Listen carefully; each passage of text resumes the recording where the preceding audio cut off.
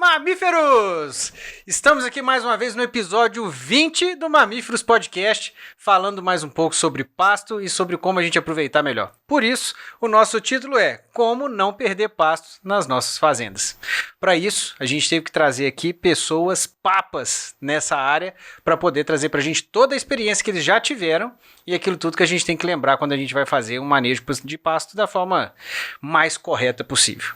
Para isso, a gente tem aqui também o Samuel, que está sempre no podcast com a gente e também vai saber falar disso perfeitamente com toda a experiência que ele tem ao longo do Brasil. Do meu lado a gente tem o Ítalo. Ítalo, fala com a turma aí. Quem é você, o que você faz e por que você está aqui nessa mesa com a gente para falar sobre esse assunto? Boa tarde, Daniel. Boa tarde, pessoal. Sou o Ítalo, sou o gerente regional da Datamars em Minas e norte de São Paulo.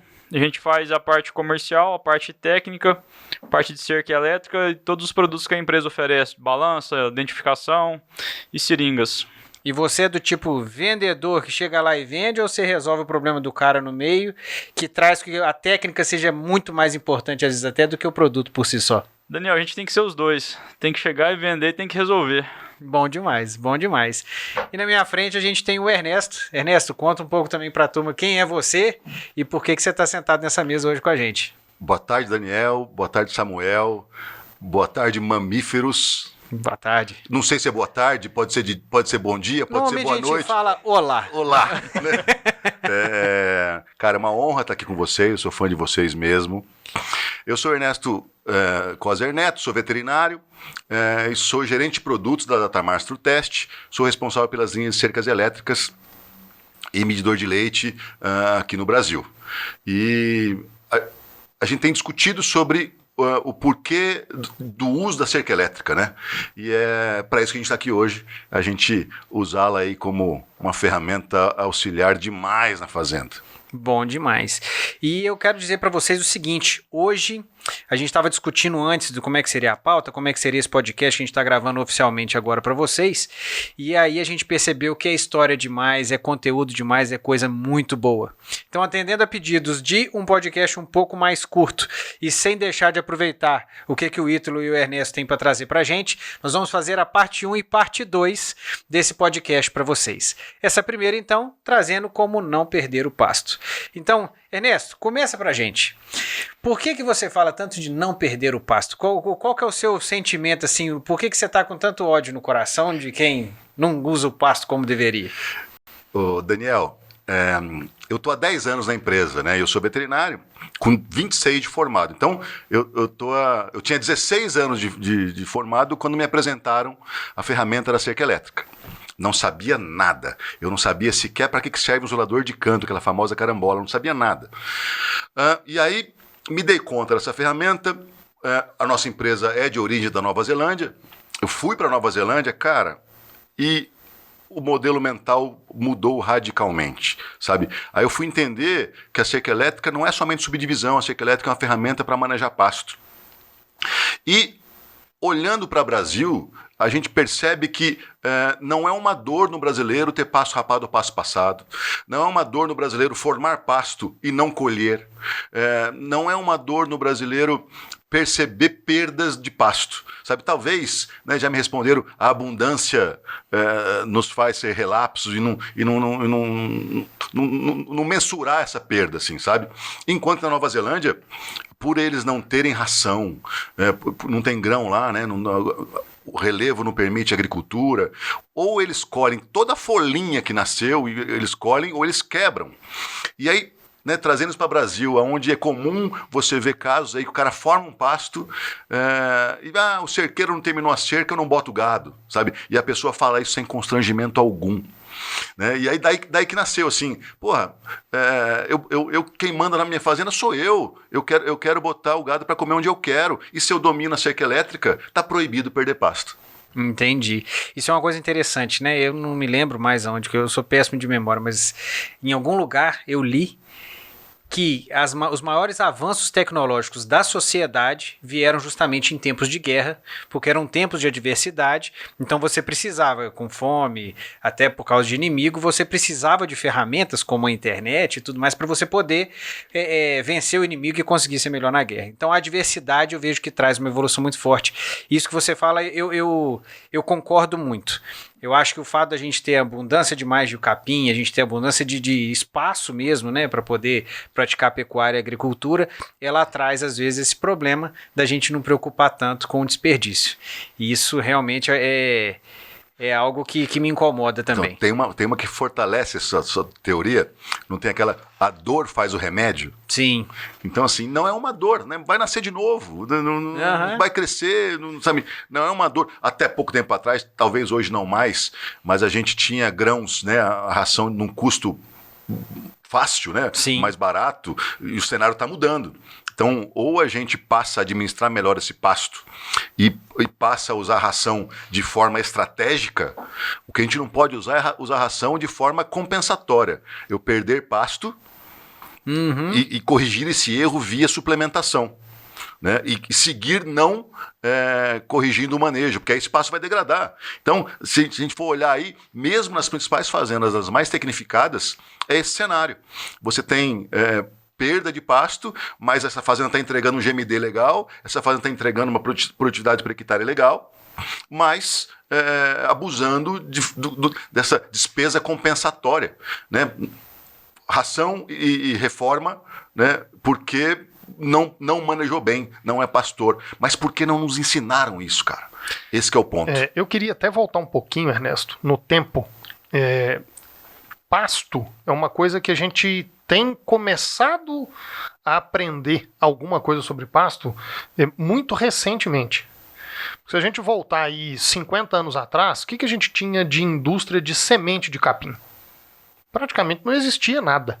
Eu não tenho certeza agora de data de quando começaram a surgir as reais empresas que vendem semente, mas como é que se fazia para formar pasto antes? Ia desmatar, pôr fogo no que restou daquilo ali, o que não aproveitou de madeira punha fogo, né? Depois ia num vizinho que tinha um pasto formado, colhia a semente no pé do pasto e depois ia distribuir aquilo a lanço na área que você queria formar aquela pastagem. E aí ficou que como a semente não tinha qualidade, o que ia acontecer? Ia brotar, todo mundo tinha aquela consciência de que o pasto tinha que sementear para a semente cair no chão de novo, para melhorar a formação e fogo de novo. Porque aí ia matar todas as pragas que tinham nascido junto com o pasto, que era a mata tentando recuperar, para depois ficar o pasto. Então, o que a gente tinha na nossa mente de como era manejar pasto era isso, era deixar da semente e depois pôr fogo, para matar a planta daninha. E isso trouxe uma memória no pecuarista de que o manejo de pasto era só isso. Então a gente demorou demais a entender que pasto era uma lavoura. Você não acha que é mais ou menos por aí? Concordo, sim. Mas também, se a gente for analisar, vamos falar nas nossas escolas, sim, sei lá, também concordo que é recente, 50 anos talvez, né? Mas a gente aprendeu a preparar o solo, a gente aprendeu a escolher a melhor variedade de capim para aquela região, a gente aprendeu a altura de saída e entrada para cada espécie forrageira, e mesmo sabendo isso, a gente não implementa. Né? Quer ver outra coisa que a ciência... a gente sabe, por exemplo, que quanto menor o período de ocupação e menor o tamanho desse piquete, melhor vai ser a eficiência de pastejo. A ciência prova isso. E mesmo sabendo disso, por que mesmo fazendas tecnificadas tem piquetões de 100 hectares, piquetões de 50 hectares? Que a gente sabe que normalmente, o que vai acontecer? Perto do bebedouro, esse capim rapa, no fundo do piquete esse capim passa. Esse cenário é comum mesmo em fazendas tecnificadas. Então essa minha ira, Daniel, essa minha bronca é ver fazendas tecnificadas, sabe, cometendo esses erros básicos. E por que assim, o que falta para esse cara corrigir isso, sabe? Por que esse cara não está corrigindo isso? Outro dia, né, novamente nesse caso aí, um amigo formou um pasto, não botou o gado, e eu dei uma bronca nele, mas o cara não quis botar cerca elétrica, que não funciona, todos os preconceitos, que aí no capítulo 2 nós vamos falar sobre ele. Com certeza. E aí eu falei para ele assim, cara, é como você plantar soja e lembrar que a colhedeira está no mecânico, você não foi lá buscar. Sabe? Mas essa fazenda é das top 10 do Brasil. Eu falei, cara, se uma fazenda que forma pasto e não colhe tá no top 10, imagina o resto. Sabe? Então, são essas provocações que eu faço, Daniel. E não quer dizer que, por ser uma fazenda top 10, ela está 100% correta ou está 100% eficiente. Porque se você está em um negócio que você acha que está tudo eficiente, das duas uma. Ou você não sabe do seu negócio o que está acontecendo, ou alguém está te enganando. Então, a gente tem sempre pontos a melhorar, né? E é o que o Flávio Augusto fala muito, eu gosto muito dele. Na vida, ou você está subindo ou está descendo. Se você está estável, você está preparando para cair. Então, por melhor que seja qualquer fazenda, a gente sempre tem que tentar trazer isso para evoluir cada vez mais, né? E só uma coisinha que eu queria dizer aqui, a gente hoje vai falar muito de pasto, mas antes que aqueles defensores fervorosos do confinamento venham falar, pasto não serve, não sei o que e tal, eu vou deixar pro Ítalo essa. Ítalo, deixa o pessoal mais tranquilo. Você como representante aqui, junto com o Ernesto, você acha que pasto é melhor do que confinamento? Daniel, não é questão de ser melhor ou pior, é questão de estratégia de cada propriedade. Assim, a gente sabe que o leite a pasto hoje, ele é infinitamente mais barato do que o confinado. Então isso é muito importante. Por que o produtor ele acaba se perdendo no pasto? De certa forma, ele não consegue mensurar, não consegue apalpar o que ele está perdendo de pasto. O exemplo que o Ernesto deu da soja. O cara plantou e não colheu, mas ali ele sabe que ele está deixando de colher 10 sacos de soja, 20 sacos de soja. O pasto, ele ainda não consegue medir, estou perdendo 100 quilos de pasto, estou perdendo 200. Então eu acredito que muito por conta disso. Então não tem questão de melhor ou pior, é saber usar os dois. E cada sistema com o seu, né? Então, pessoal... Isso. Cada um chegando ali na sua conta ali, né? Então, pessoal, um dia a gente fala do confinamento, do outro a gente fala do pasto e todo mundo sai feliz daqui do podcast. Mas sobre isso, é aquela discussão que eu sempre levanto, que eu uso as referências, né? Quem são as referências mundiais de sistema confinado? América. Estados Unidos é a referência mundial em sistema confinado. Por quê? Porque tem muito grão, vai ter pasto só na região dos estados do sul, ali, Flórida né, em torno ali. E a Nova Zelândia é a referência mundial em sistema de pastejo intensivo. Por quê? Porque não tem grão, se não tem grão, não tem ração e é muito longe para trazer de fora. Então, assim, em resumo, americano é bom de coxo porque não tem pasto, neozelandês é bom de pasto porque não tem coxo. No Brasil, talvez a gente seja o único país do mundo que cabe muito bem os dois. E, novamente, a provocação que eu levanto é comum encontrar no Brasil hoje fazendas com sistemas confinados, tanto leite quanto corte, até melhor que americano. A gente acha isso. E a provocação que eu faço então, se podemos os dois, seria natural também encontrar fazendas no Brasil com o mesmo nível de eficiência de colheita de pasto que ocorre na Nova Zelândia. E a gente não encontra. E o incrível é que as fazendas, por exemplo, que me vem na cabeça que colhem bem pasto no Brasil, são as fazendas de neozelandeses no Brasil. Eu ia te fazer essa pergunta agora. Das fazendas de neozelandeses do Brasil, você acha que eles conseguem trazer todo esse know-how do manejo intensivo e bem colhido para o Brasil? Ou você acha que ainda também... Ou eles adaptaram o negócio também para o Brasil? Não. Assim, primeiro, eles buscam o ótimo, né? Assim, a grande diferença é essa, que eles tentam buscar o máximo possível do pasto, né? Que só voltando assim, seria natural eu primeiro dominar o pastejo, assim, extrair todo o potencial do meu pasto sem degradá-lo? Sim. Como eu faço para acelerar mais? Agora eu vou passar a usar suplemento, né? Ou seja, isso seria o natural. No Brasil, a gente pulou a etapa do extrair o máximo do pasto sem degradá-lo e passou para para sistemas confinados, que a gente sabe que é mais fácil, é difícil o pasto, mas manejo de pasto não é uma tarefa fácil, é muito mais fácil e gerenciável no coxo do que no pasto. Ponto, isso é uma verdade. Mas sobre a Nova Zelândia, tem um negócio, fazenda Nova Zelândia no Brasil, a gente tem, por exemplo, 2 fazendas famosas, né, que é o pessoal da Leitíssimo, no sul da Bahia, que quase não usa nada de suplemento. É um pouquinho na hora da ordenha ali e tal. Mas eu até não uso muito eles de exemplo, porque eles vendem seu próprio leite, né, verticalizaram o negócio. Vamos dar um exemplo de uma fazenda que vende leite para laticínio, de uma neozelandesa que vende leite para laticínio, que é o grupo Kiwi, ali em Anápolis, no Goiás. Sim. A Kiwi, cara, 40% da dieta deles é pasto, só que é pasto em sua plenitude. E 60% é silagem concentrado. Ou seja, isso prova que o neozelandês não é contra a ração. Sabe, eles não dão ração na Nova Zelândia porque não cabe no orçamento deles. Como eles vendem, 95% da produção deles é vendida, é exportada, desculpa, eles são pressionados, estão recebendo hoje algo próximo a 40 cents de dólar por litro, ou seja, o modelo de produção dele tem que caber em 40 cents de dólar. E aí eles adaptaram toda uma estrutura, uma modelagem, para fazer um animal que vai a pasto, que anda mais longevo, melhor de pernas e pés, com 30% a mais de sólidos no leite, sabe? E se você botar uma vaca da Nova Zelândia em comparação com uma vaca canadense, americana, ela quase que praticamente empata em sólidos, perde em volume. Mas em sólidos ela quase que empata, ou seja, se você der ração para uma neozelandesa, ela responde. Agora, se você pegar uma vacona de 750 quilos, né, contra a de 450 da Nova Zelândia, e levar para o pasto, ela não cobre a energia de mantença dela. Então, assim, as fazendas de leite na Nova Zelândia estão bombando de ganhar dinheiro, sabe? Lucrando mesmo, no Brasil atual, onde a gente vê gente chorando e se lamentando aí.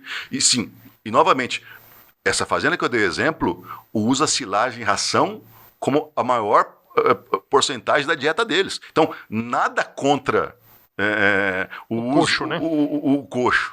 A Leitíssimo eu não conheço. Mas a Kiwi, eu fui lá na época que eu morava em Goiás e eu achei interessante que o gerente da fazenda lá, o dono, o sócio que fica, o Owen. Ele saiu agora, mas saiu. Mas o Owen, eu achei um negócio muito interessante que ele falou assim, às vezes vocês brasileiros vêm aqui e falar que a gente fala que é o sistema da Nova Zelândia, mas tá dando silagem, tá dando ração.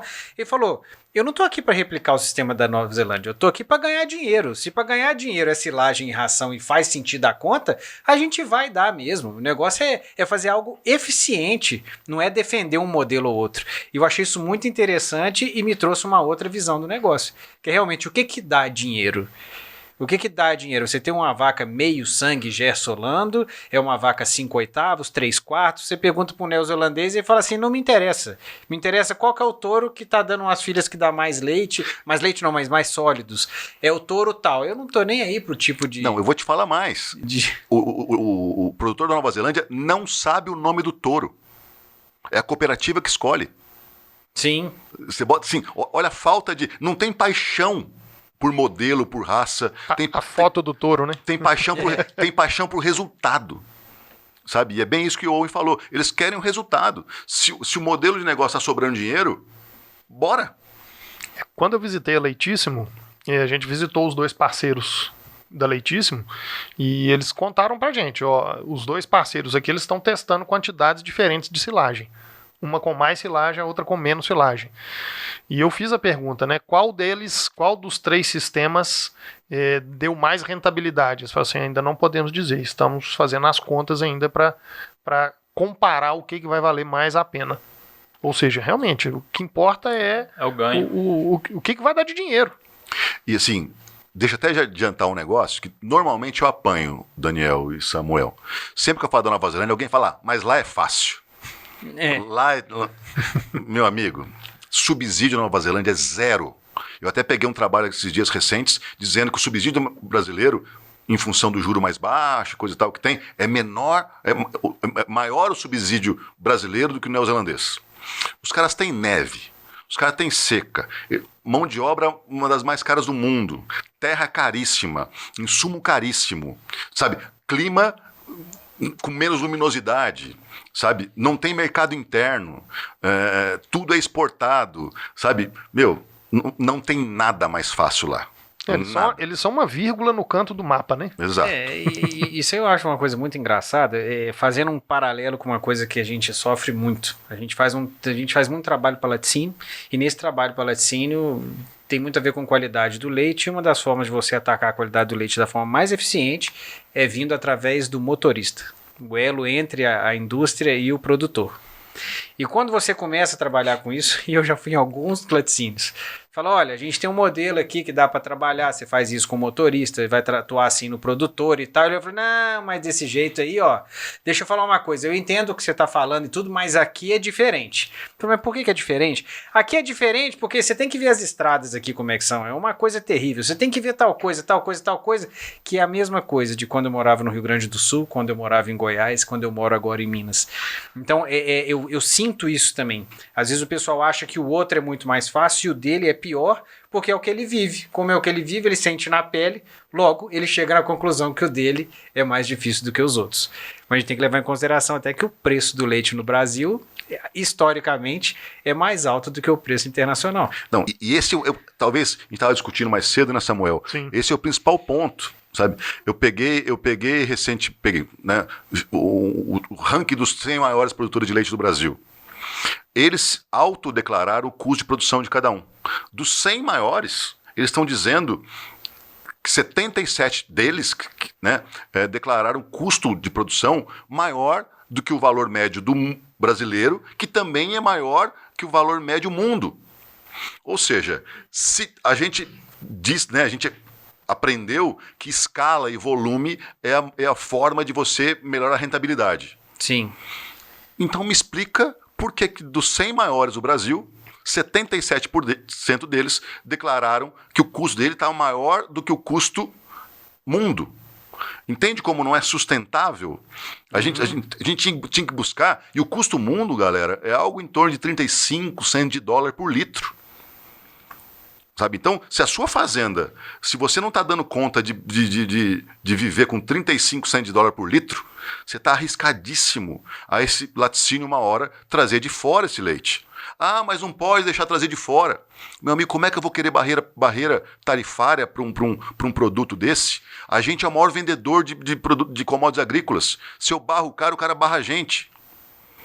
Sabe? E é muito louco porque o Brasil está entre ou maior ou entre os maiores exportadores de todas as principais commodities agrícolas. Soja, milho, algodão, café, álcool, carne, frango, porco, o que você pensar aí de grãos, a gente está entre os maiores do mundo. E a única... Não, na verdade tem duas. As duas únicas atividades que a gente não é competitivo frente ao mundo é ovinocultura e leite. Né? E assim, é a mesma estrada, é a mesma conta de luz, é a mesma lei trabalhista, são os mesmos impostos, sabe? São os mesmos problemas que as outras culturas vivem, o leite também vive. Isso para mim, somado a esse top 100 que o cara mostrou, assim, a gente sabe que ele não recebe, né, o valor médio que o brasileiro recebe, eles recebem mais. Sim. Tudo bem, o negócio deles não está negativo, mas a lógica é que se o volume é que faz baixar custo, esse volume deles eles estão mais caros que o mundo, sabe? Então, é isso que me preocupa, assim, a gente está arrumando para algo que não está sustentável e a gente está vendo isso, o tanto de gente saindo da atividade o tempo todo, focando, em vez de focar, e aí assim, qual que era meu sonho de consumo? Eles disseram que 77 dos 100 estão com preços a mais do que a média. Quem são os 23? O que eles fazem? Não tem aquele... Onde vive? Do Globo Repórter. Cara, a gente tinha que cair para dentro desses caras e replicar esse modelo. Sabe? Eu não sei, nesse levantamento lá, não fala quem são, sabe? Mas a gente tinha que ir nessas fazendas, cair para dentro delas, estudar e replicar esse modelo. Porque esse está sustentável. É o benchmark. O benchmark. Vai usar como benchmark. Tem uma visão que eu gosto muito de falar dela, porque se a gente olhar para confinamento e pasto, você tem unidades de produção que são diferentes. Quando você está no confinamento, você tem uma estrutura onde o número de animais ele é fixo. Então, o desempenho maior daquele animal é o que faz você aumentar a produtividade e tentar aumentar a renda e automaticamente margem. Agora, quando você vai para pasto, a sua unidade de produção agora não é animal, como no confinamento. Porque lá é fixo o número de animais. No pasto, não. Só a unidade de produção ela passa a ser agora o hectare. Então, se eu tenho 1 hectare para produzir, quanto mais animais eu coloco, maior é a minha produtividade. Então, esse pensamento diferente é que vai te guiar nas tomadas de decisão. E é isso que a gente precisa de modificar, né? E assim, aí você olha para Nova Zelândia novamente. A vaca tem 450 quilos. Dá em sólido a mesma coisa do que quase que uma de 750. Aí a gente começa a explicar, a eficiência. Sabe? E aí, assim, outra discussão que eu entro muito, que é a moda agora, o compost. Cara, e o compost é fantástico, né? Você resolve um monte de problemas quando você fecha as vacas no compost. Temperatura boa, cama boa, comida boa. Cara, é tudo do bom e do melhor. Depois que eu fechei minhas vacas no compost, meu leite subiu 25%. Fala, porra, bacana. Onde elas estavam antes? Da onde elas saíram? Elas estavam num modelo ótimo? O que comiam? Né? Onde estavam? Elas estavam no ótimo. Né? O que é o outro modelo? Um rotacionado? Né? O que é um... Estava só comendo ponta de capim? Era suplementada corretamente? Tinha sombra? Tinha irrigação? Quer ver? Esse dia até recente, ontem, eu vi uma postagem de um cara reclamando da chuva que virou barro. Cara, você acha que não chove na Nova Zelândia? Com neve ainda? Sabe? Vira um lamaçal. Só que eles tratam a estrada da fazenda, os corredores, igual trata a estrada de rodovia. Agora, será que é mais barato investir no corredor da fazenda, que existe técnica para isso, né? Ou fechar as vacas todas? E outra coisa, né? Dentro de comparar modelos, né? É animal adaptado, né? É um animal que sabe pastejar. Cara, a gente sabe que essas vacas americanas, elas superaquecem lá. Aí você tem que virar um especialista realmente em resfriamento de animal. Só que qualquer aula de zootecnia vai te falar que é melhor adaptar o animal ao meio ou o meio ao animal. É básico. Meio ao animal. Sabe? O melhor é adaptar o animal ao meio que ele vive. Não, o melhor é esse, né? Mas o mais fácil é fazer o meio ao animal. E a gente está fazendo o contrário, transformando o meio para criar um animal que não é do meio. Que não, assim, então, é um animal adaptado para pastejo, come sua ponta de capim, é suplementado, tem corredor corrigido, sabe? Nós estamos no melhor dos modelos, para comparar o melhor. Então, normalmente, ele tira essas vacas de uma situação sofrível, passando fome, e põe no hotel 5 estrelas. Cara... Eu brinco sempre, você me dá comida boa, temperatura boa, cama boa, até eu dou leite, sabe? E é muito bom esse falar de adaptação, porque nós precisamos agora trazer a adaptação do microfone de ouro e adaptar todos os nossos ouvintes a se inscrever no nosso canal do Mamíferos Podcast, além de curtir o vídeo. Se você está gostando de tudo que a gente está falando aqui, olha que a gente vai ter parte 1 e parte 2. Você vai ter que curtir esse vídeo, compartilhar com todo mundo que está aí assistindo com você e aquele seu amigo que fala que o confinamento é melhor, ou que fala que o pasto é melhor, não importa qual, traz aqui e mostra para ele que os dois são importantes, porque o que importa, na verdade, é a gente adaptar. Concorda ou não concorda, Samuel e Ítalo? O Ítalo tá meio acanhado hoje. Tá. Não, concordo plenamente. É saber usar as duas ferramentas que tem disponível aí. Com certeza absoluta. E voltando um pouco para o pasto em si. Uma vez um veterinário antigo, eu sempre cito ele aqui, porque eu trabalhei com ele bastante tempo, e ele falava uma coisa muito interessante. Ele falou assim, olha, às vezes a gente está preocupado tanto em adubar, em corrigir solo, deixar tudo no jeito, e aí quando começa a crescer capim, a gente começa a ter desperdício, que às vezes eu acho que aumentar o número de cerca para piquetear mais e você ter mais eficiência na colheita, deveria ser um dos primeiros passos antes de você realmente produzir para desperdiçar.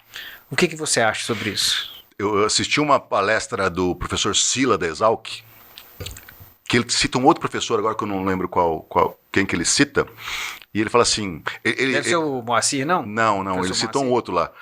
Ele fez um trabalho mostrando, comparando uma área adubada e uma área manejada. Uma ele adubou e não manejou bem, e a outra ele só acertou as alturas de entrada e saída sempre. Tá? A manejada rendeu mais do que a adubada. E aí ele solta a frase: se você não colhe bem, não adube. Se você não colhe bem, não irrigue. Se você não colhe bem, não troca espécie forrageira. Primeiro aprenda a colher. E aí que entra assim, a turma sabe disso, todo mundo sabe disso. Só que o que as universidades não nos ensinaram é o como. Você entendeu? Eu abri falando aqui que quando eu entrei na empresa, eu sequer sabia para que servia um isolador de canto. Então, a cerca elétrica não é mais importante do que a adubação, a cerca elétrica não é mais importante do que a planta, do que escolher a variedade correta, mas ela é essencial, sabe? É a ferramenta de colher. Então, a gente tem já bastante fazendas no Brasil que sabem formar bons pastos, só que a gente tem deficiência de como colher. Nos falta aprender a ferramenta para comandar o pastejo. O simples fato do manejo, né? Você consegue aumentar a sua produção em torno de 15%, sem adubar, sem corrigir, manejo. Manejo simples. E esse veterinário mesmo, ele falava, um dia eu vi ele fazer isso numa fazenda de corte, era um pasto muito grande, e aí o cara queria reformar um pedaço de pasto que estava mais ou menos, falou assim, mas então, Antônio, como é que a gente vai fazer para reformar e tal? Nós vamos comprar o quê? Ele falou assim, arame, poste, e ele falou, tá, e aí você vai pegar esse pasto aqui e vai rachar ele no meio. Se sobrar um dinheiro, você racha ele de novo no meio. E vamos fazer uma colheita mais eficiente. Eu tenho uma brincadeira que eu posto sempre no meu Instagram, se você... doutor, qual é o adubo que eu devo comprar primeiro aqui? Aí a resposta é zinco, arame zincado. Arame zincado... Para poder passar o choque bem passado. Para passar o choque bem passado. Isso é muito importante mesmo e é uma forma diferente de você ver a mesma coisa, porque é o que você estava falando, a questão do que a gente aprende. A gente aprende correção de solo, como é que faz isso tudo, mas a parte do pastejo, eu não vou nem falar do pastejo, que eu acho que ainda tem gente que faz, mas a preocupação em não desperdiçar é uma coisa que se fala muito pouco. Eu durmo e acordo pensando nesses problemas, né? Eu falo que eu entendendo que o brasileiro não domina essa tecnologia, eu falo que eu virei o chato da cerca elétrica. Eu durmo e acordo pensando em como alcançar mais pessoas. E eu durmo e acordo pensando por que a gente evoluiu tanto em nutrição, em sistemas suplementados, e não evoluiu na busca... Ou seja, a gente tem pecuária de precisão no coxo, a gente tem, e a gente não tem pecuária de precisão a pasto. Na Nova Zelândia, 100% das fazendas tem aquele plate meter nosso, o medidor de pasto, então eles sabem quanto de matéria seca tem no pasto por hectare hoje. O que seria o plate meter?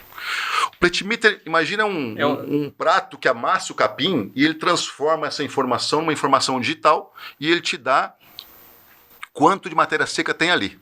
A tradução seria, tradução assim, literal não, mas seria um medidor de prato? Seria uma coisa desse tipo? É um prato medidor. É um prato medidor. Um prato medidor, um plate meter.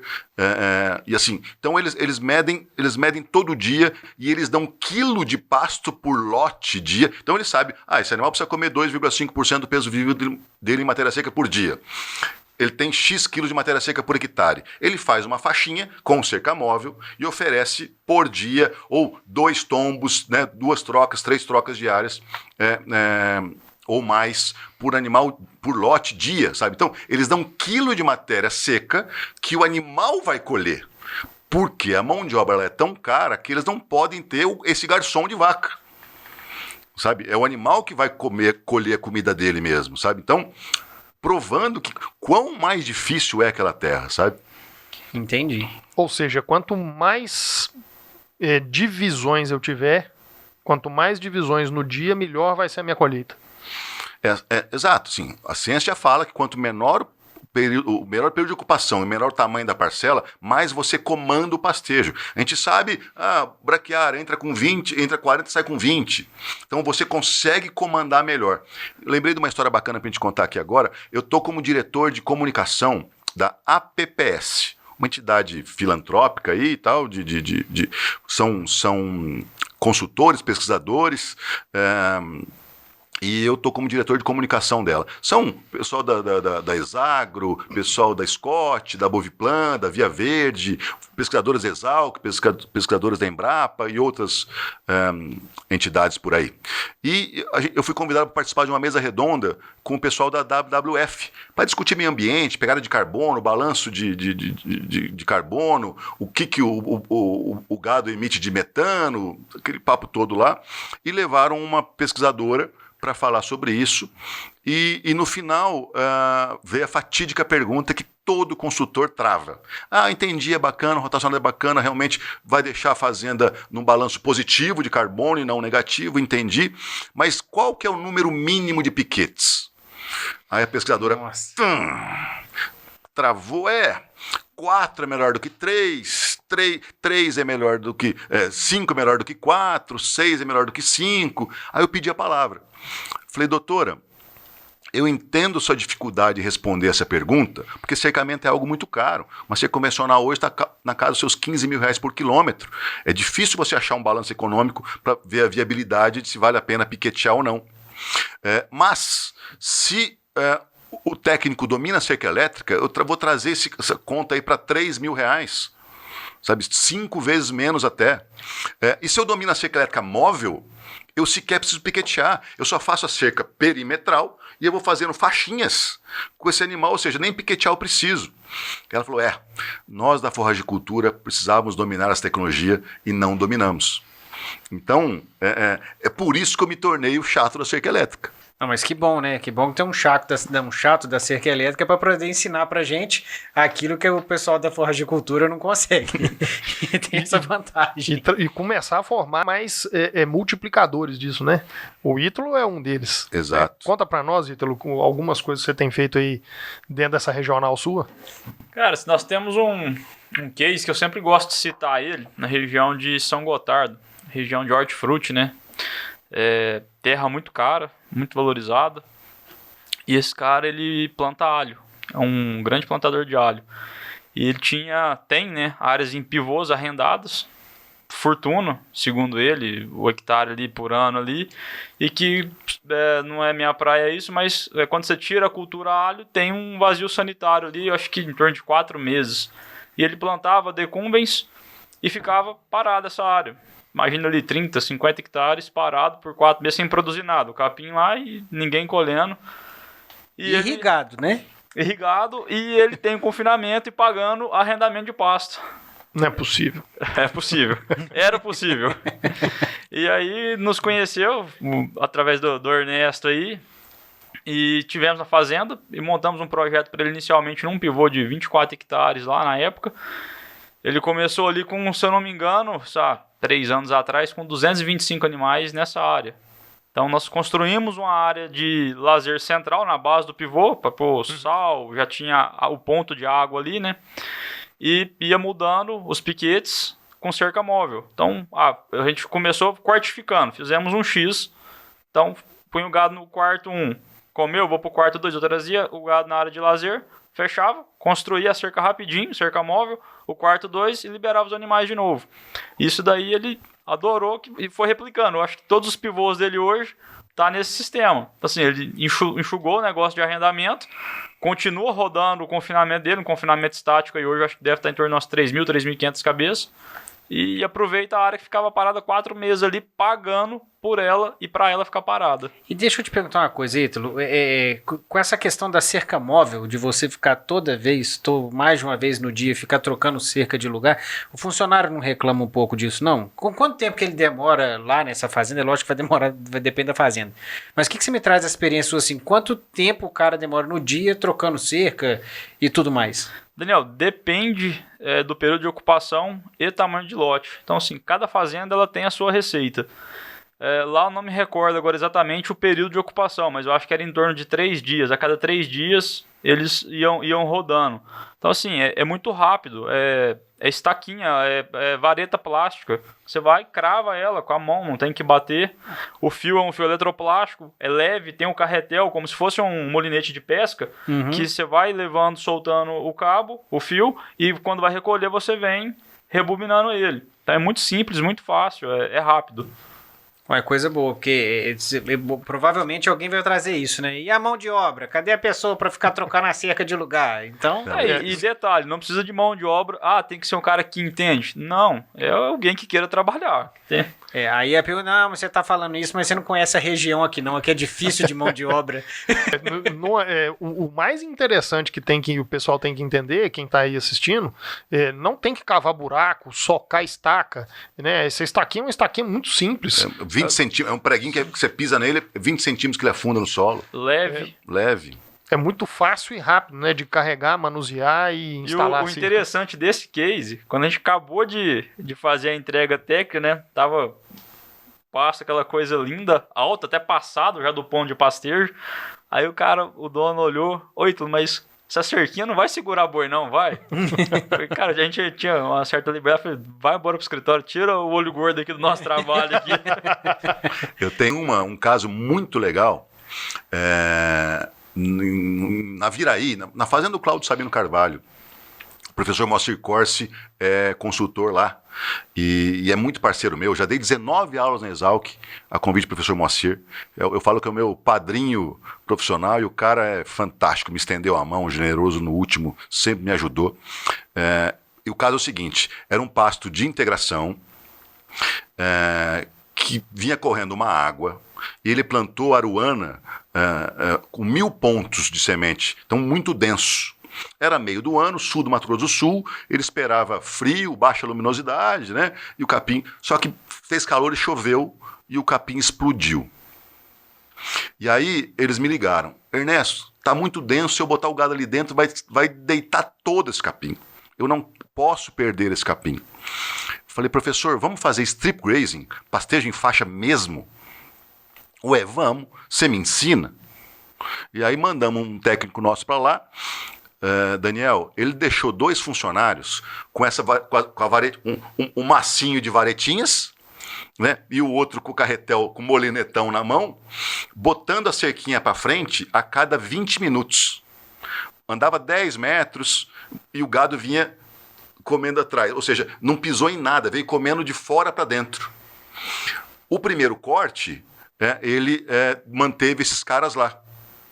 Para o segundo corte, ele já fez uma faixa maior para ficar um dia só. Ou seja, sem a cerca elétrica, ele teria perdido toda uma forma. Chama strip grazing? Strip de faixa, né? Pastejo em faixa. E como é que ele funciona? Detalhe um pouco mais para a turma. A gente tem uma varetinha de 1,20 m ou 1,60 m, que ela tem vários passadores, né? Que o fio passa por ela, e no pé dela tem um preguinho e uma pedaleira, assim, que você pisa na pedaleira, ela crava no chão. Então ele sai com um maço lá, acho que era 500 metros de largura esse piquete, com 10 varetas dessas, botava as varetas, o outro vinha com o fio. Aí daqui meia hora, mais 10 metros para frente, o gado veio parecendo uma colhedeira, colhendo tudo, sabe? Então, assim, essa é a maior prova de que a ferramenta, né, a cerca elétrica é uma ferramenta para manejar. Eu tenho gente, esse caso, óbvio que ninguém vai ficar fazendo pastejo de meia hora, mas eu tenho gente fazendo pastejo de 3 horas no Brasil hoje, a cada 3 horas passa para frente. Eu tenho gente de 2 por dia, gente de uma troca diária, 2 trocas diárias. A gente sabe que com 3 dias o capim começa a brotar. Então, isso que é um absurdo.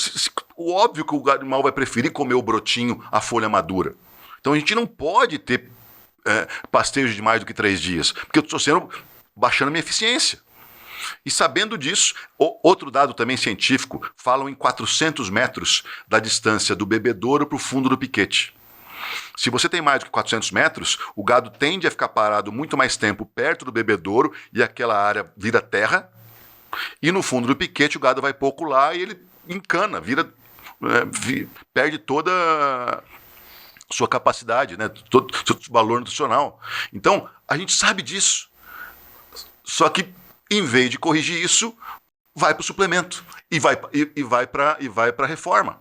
Ou então faz aquela outra estratégia de você coloca de um lado o bebedouro e do outro você coloca A suplementação. Não, mas suplementação, né? Justamente para ele ter que ir para um lado e para o outro. Aí vira andante, um gado perdendo energia. Andante, ou então você diminui bastante. Tem o professor Fernando, que toma conta da Matsuda, de todas as formulações. Fernando Carvalho, foi meu professor. O professor Fernando, eu escutei algumas aulas dele quando eu estava trabalhando era representante da Matsuda, e ele falava sobre isso. Falou assim, cara, se você não tem o sal mineral, se você não tem o proteinado perto da água, vai diminuir demais o seu consumo e à toa, não precisa disso. Ele que inclusive me ensinou a fazer coxos separados com a água no meio, porque o animal por si só ele tende a separar os mais fortes num coxo, os médios no outro e os fracos no outro. E cara, assim, tem tanta novidade nisso. Eu tenho fazendas, né, de clientes que estão com lotações.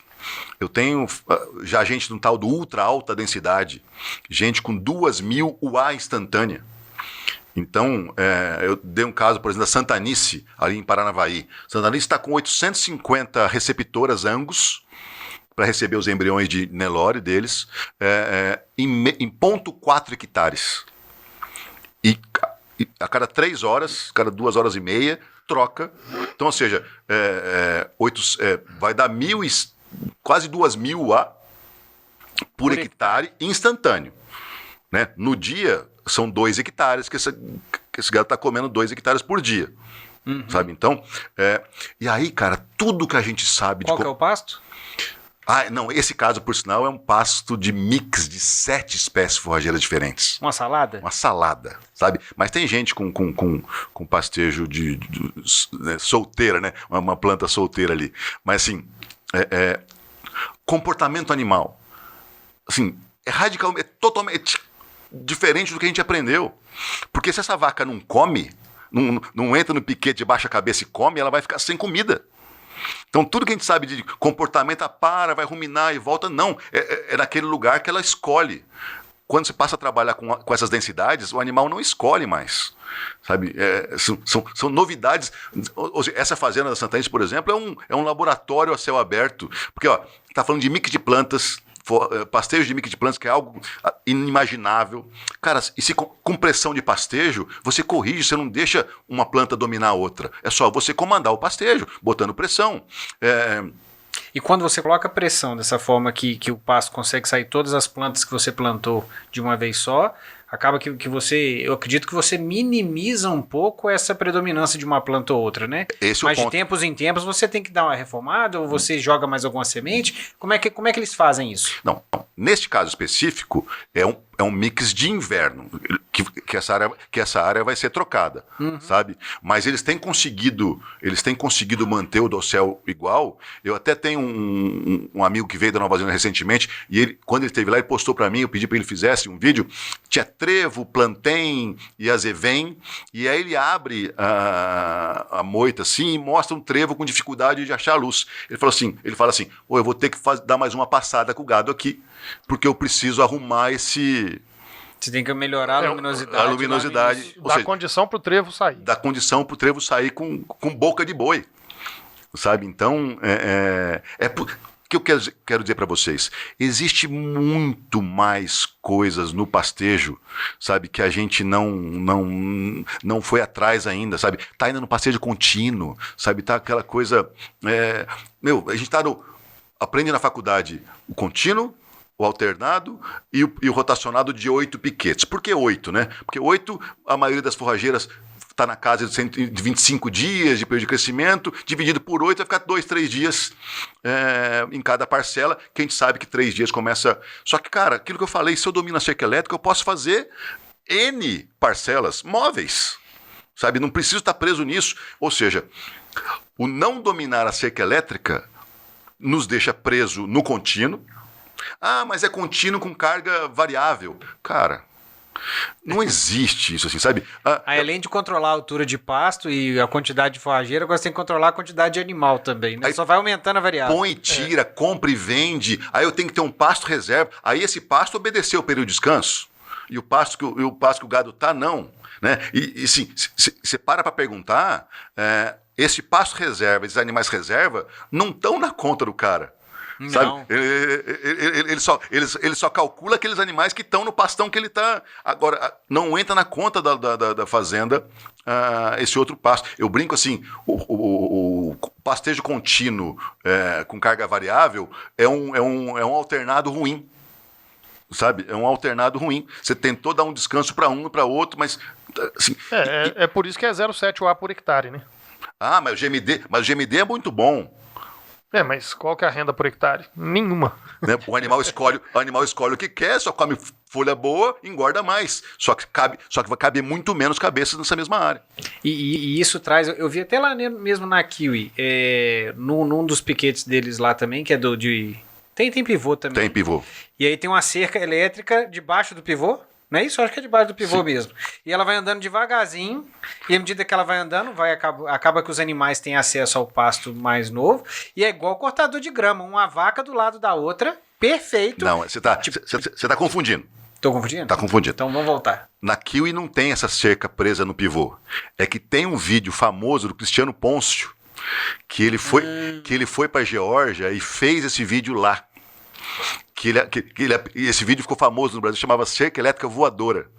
Você juntou. Na Kiwi tem pivô, eles até têm um pivô que é meia lua somente, é bem legal, um pivô de meia lua e um pivô total, 360, ciclo completo, mas não é preso no pivô, não. Sabe?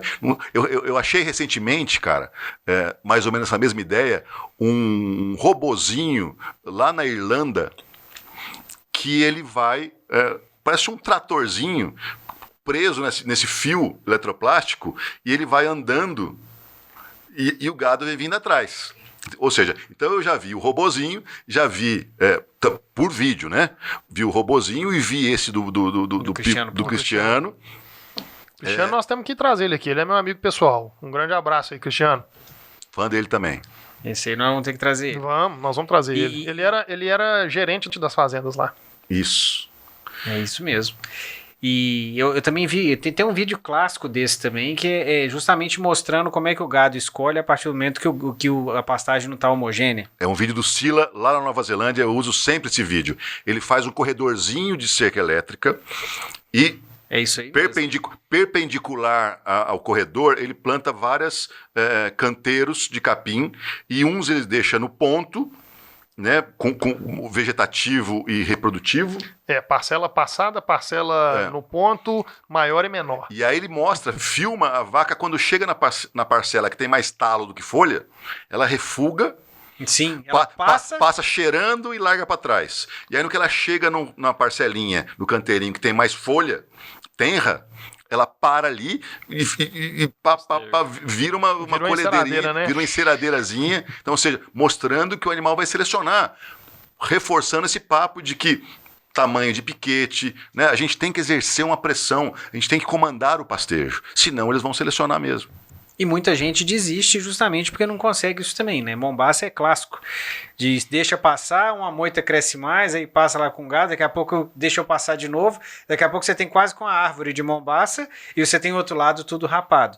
Você vê isso acontecer muito? Você tem alguma experiência disso para falar por que normalmente não, mas por que a gente vê muitas pessoas que desistem do pastejo rotacionado? Bom, porque não domina até que, cara, assim, eu tenho um certo medo de que as pessoas achem, o Ernesto acha que a cerca elétrica é a solução do planeta. Não é, mas ela é a forma da gente... Na cidade não, né?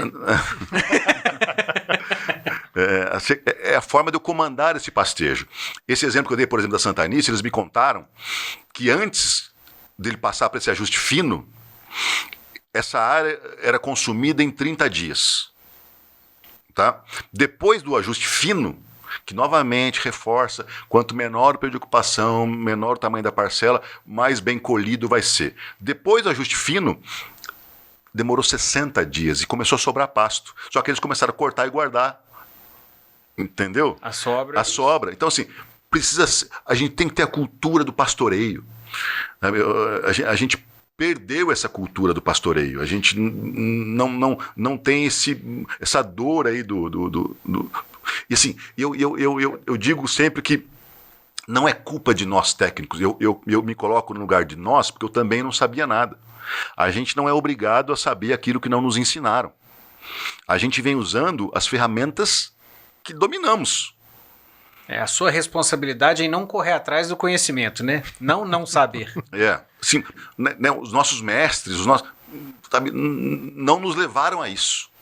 Esse é o ponto, assim, sabe? Dentro das universidades, o que a gente aprende de pasto é da planta, interação solo e planta, e só. Eu estava também discutindo com o Raí, com o Zé Renato, que é que toca a fazenda da Exalc lá no Paraná, a Fazenda Figueira, e eu mostrei para ele esse dado aí de 90% dos trabalhos acadêmicos são de sistemas confinados, menos de 10 são de pasto, e aí ele falou mais, e desses 10, está estudando a planta, está estudando o solo, e ninguém está estudando o manejo. Você entendeu? Manejo é demorado, né? E esse é outro ponto também, né? Porque trabalho acadêmico de coxo, você publica em 90 dias. Trabalho acadêmico de pasto, você publica em 2 anos. Então, assim, tem tudo isso levando. Aí você tem muito mais financiamento para sistemas confinados dessas pesquisas e muito pouco financiamento para sistema pasto. Então, a gente começa a entender como a cultura nos levou para um caminho. Entende? E nós somos frutos do meio. Por isso que eu tiro o peso, tiro a culpa de nós técnicos, porque a gente vem usando a cartilha que nos entregaram. Sabe? E é difícil você olhar para cima e perceber, opa, tem uma outra cartilha ali. A minha pergunta próxima para você era até essa, sabendo que a gente não foi treinado, nós técnicos que estamos aqui na mesa, e o produtor também, que no final das contas a gente faz isso tudo, o produtor ele também tem que saber como é que maneja, porque você não vai estar lá de babá dele o dia inteiro e nem deve. Então, como é que você acha que começa então? Como é que a gente vê o outro lado da moeda? Então, eu tenho me esforçado muito. Eu falei para você que eu durmo e acordo pensando em alcançar mais pessoas, né? Então, hoje eu tenho parcerias com as Embrapas, quase que todas, cursos nas Embrapas. Pô, o Ítalo chegou na Embrapa H de Leite, a seca não funcionava. Você bota a mão na seca, não tomava choque. Então, se não funciona na Embrapa, como é que eu posso esperar que funcione na fazenda do seu Zé? Entendeu? Então, assim, eu me vejo ainda longe do produtor. Eu preciso começar no topo da cadeia para chegar no produtor. Porque não existe tecnologia que dá certo fazendo errado. E a gente não aprendeu o certo. Sabe? O que está aí não é certo. Se tá dando... Vamos voltar lá na Nova Zelândia. Hoje, a hora da Nova Zelândia trabalhada é próxima a $30. Quem paga $30 por hora vai usar uma tecnologia custosa que dá manutenção? Óbvio que não. Então, se a sua cerca elétrica está dando trabalho, é porque ela está errada. Ela foi feita por um povo que não quer retrabalho. Ela quer solução e não problema. Sabe? Então, esse é o ponto. E não é economia por si só, né? Economia porca, né? Exato. Né? Tem um jeito certo de fazer. É ciência. Porra, são leis da física. Sabe? Então, eu digo sempre assim, ela precisa de um doutor pensando ela. Sabe? E o problema é que ela estava renegada. Eu mesmo falei, que cerca, rapaz, cerca. Nunca tinha olhado uma cerca na minha vida. Na hora que eu olhei, então esse isolador aqui é para não deixar o choque passar para a madeira? Sabe? Não tinha a menor noção disso. São poucos lugares que existe aula sobre isso, né? Muito do nosso esforço. O Ítalo vem dando aula na UFMG, na Exalc. Eu vou começar a dar uma aula na pós-graduação agora da integração lavoura-pecuária, lá da Unoeste, em Presidente Prudente. Várias faculdades do Brasil afora a gente já tem alguma ação junto. E assim, levar informação, treinar. Emater tem treinamento, Sebrae, Senar. O Senar de Minas, a gente treinou todos os técnicos de cerca do Senar. Só que precisa treinar muito mais gente. E participar de podcasts e canais, né? Exato. É assim que a gente atinge mais gente. E eu fui pra internet, cara. Eu lá atrás, há 10 anos atrás, obviamente eu fui pro corpo a corpo, né? Tentar... No tete a tete, conversar com essas pessoas. Em loco. Só que eu comecei a olhar lá atrás, cara, em 12, 13, eu comecei a olhar a internet. Aí eu montei um primeiro cursinho meu no YouTube. Aí eu entrei no Instagram e comecei a postar coisa. Aí veio a pandemia. E, por sorte, eu estava lá. Sabe? Cara, eu cheguei a fazer umas 200 lives durante a pandemia. E todas convidado para um tema chato, sabe? Como é cerca elétrica. Nunca valorizado como é cerca elétrica, assim, sabe? Cara, e no Instagram eu saí de 3 mil seguidores a 20 mil seguidores. Nossa Senhora. Sabe? Para um tema até então irrelevante, sabe? Que ninguém olhava para isso. Nicho de mercado, né? Muito, muito nicho. Mas sim. E qual que é o seu Instagram? Ele continua ativo? Continua. E qual que é? Fala com a turma aí, porque a gente vai chegar, mas sem meu Instagram é Ernesto_Coser, sabe? O chato da cerca elétrica. Igual tem o doutor Pastagem, né? Tem o arroba o chato da cerca elétrica. Não, sim. E nessa provocação, assim, sabe? Eu entendi que eu preciso mostrar o problema para as pessoas buscarem a solução. Sim. Sabe? Então, por isso que tá proibido perder pasto, sim, sabe? Entendi, bom demais. Ó, eu acredito que a gente já está chegando no final da nossa primeira etapa. Eu queria saber se tem alguma outra coisa que você queira deixar para os nossos ouvintes aí de recado, ou alguma coisa que a gente ainda precisava de falar em cima de toda essa pauta que a gente falou até agora. Não, o recado maior, gente, assim, até vai vir a Janaína aí. Vai. Assim, no pasto é mais barato. Sabe? A gente realmente tem que parar de gastar dinheiro de forma compensatória e passar a usar dinheiro de forma estratégica. Volto a falar, nós no Brasil talvez sejamos os únicos que podemos usar o melhor dos dois modelos, que é pasto e coxo. Só que a gente tem que ter pecuária de precisão no coxo e pecuária de precisão a pasto. Se eu conseguir levar esse animal dependendo do mínimo possível de suplementação, vai sobrar mais dinheiro. Agora, se cabe suplementar e vale a pena, meta o pau, sabe? Nada contra. Né? Esse, assim, acho que é o maior... Eu me angustia ver essas previsões falando que a maioria dos produtores vão sair de atividade em breve. Sabe? Lá na Nova Zelândia, ou o cara realmente colhe aquela folhinha que nasceu, ou ele está fora. Nesse paraíso tropical que é o Brasil, dá pra gente manter muita gente sem sair da atividade, sabe? Então, eu falo que eu sou um lutador em prol desse cara, que eu não quero que ele saia da atividade, assim, sabe? Eu me dói, e assim, óbvio que eu tenho interesse comercial também, né? Porque eu vivo da pecuária, né?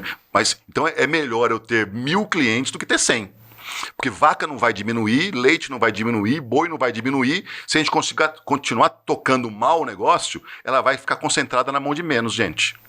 Mas é menos gente que às vezes consome mais de tecnologia. Não, então sim, tem os dois lados da moeda, mas né? sim, não, viu, Daniel? Porque comercialmente falando também é ruim. Você vai ter que disputar um mercado com muito mais gente. Sim. Sabe? Então, é mais saudável a pluralidade do que a concentração. Com certeza. Ítalo, mais alguma coisa para falar pra gente, meu amigo? Cerca elétrica funciona. Curto e grosso. Simples e direto. Resuma tudo em poucas palavras. Cerca elétrica funciona. E não dá trabalho. Se tá dando trabalho é porque tem erro. E cerca Nelore. E cerca Nelore. Não, a brincadeira se dá assim, principalmente aqui em Minas, eu escuto muito essa pergunta, né? Por ser uma cultura, um estado mais de cultura leiteira, o pessoal, mas e cerca Nelore? Daí eu brinco, né? Falando, cerca cruzamento industrial que é pior do que o Nelore. O Nelore é fácil de cercar. E a gente vai chegar nesse ponto aí, mas um dia lá em Goiás o pessoal chama dos pretinhos, né? Justamente. Nossa Tem gente parando de fazer cruzamento industrial por causa da cerca. E é impressionante mesmo. E os vermelhinhos, então? Cenepol, quero ver quem segura esse diabo. A gente segura fácil. Tá? A gente segura. Você falou que morou em Jataí, ali perto de Mineiros. Sim. Lá tem aquele parque Nacional das Emas. Das Emas, mas eu ia falar do Instituto Onça Pintada. Sim. A gente tem parceria segurando onça lá com ele. No Parque Nacional das Emas, a gente está cercando lavouras de porco. Então, a cerca elétrica tem solução para qualquer espécie e categoria animal. A gente resolve esse problema. Tem a técnica para isso, né? Tem a técnica para isso. Samuel? Bom, pessoal, o grande negócio é quem quer aprender sobre cerca elétrica, continua. Daqui mais uma semana vai sair mais o próximo episódio, que é o episódio 2, junto com o Ernesto e com o Ítalo, que vai ensinar praticamente tudo o que vocês precisam de saber de cerca elétrica. Então, já curte agora esse podcast, já ativa o sininho, fica no jeito, porque semana que vem tem mais. Bom demais. Eu acabo aqui também falando com a gente um recado mais ou menos igual o Ítalo trouxe aqui o resumo, é que além de aprender a produzir, aprenda a não desperdiçar. Acolher. Aprenda a colher e não desperdiçar tanto pasto como qualquer outra coisa. Ernesto, muito obrigado pela sua primeira parte. Ítalo também. Eu que agradeço. Faz um favor para mim, Ítalo. Bota um leitinho aí pra gente tomar a primeira golada do dia de leite pra gente. Fala pra gente, qual que é o seu Instagram? Ítalo.gentil. Ítalo.gentil. Samuel? Samuel.cia do Leite. O Ernesto já falou que é Ernesto _ Coser, não é isso? Isso. O meu Daniel.cia do Leite. Inscreva-se no nosso canal, já falei. Lembra de seguir a gente no Instagram, curtir e olhar lá que a gente tem várias coisas interessantes. Estando na companhia do Leite, JPA Agro, Mamíferos Podcast. Eu espero vocês na próxima, daqui a uma semana. Um brinde. Até! Um abraço, pessoal. Até.